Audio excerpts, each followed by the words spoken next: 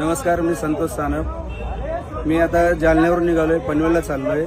इथून मागं पण माझ्यासोबत अशी 1-2 वेळेस घटना घडली.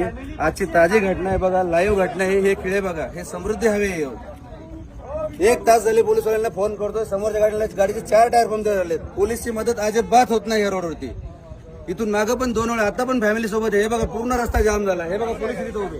अजिबात आता आले पोलीस. हे खेळ दाखव, सगळे दाखव खेळ. पूर्ण खेळांना जवळ उभे. इकडे घे, इकडे.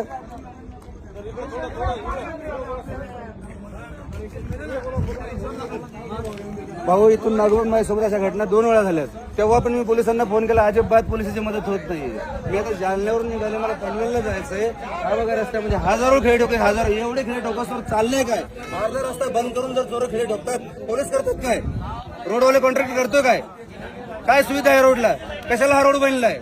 हा समृद्धी एका लोकांचा जीव घ्या रोड बनलाय, तेच समजत नाही. व्हिडिओ व्हायरल करा हे आणि हे दाखवा या पोलिसवाल्यांना. अजिबात पोलिसची मदत होत नाही या रोडला.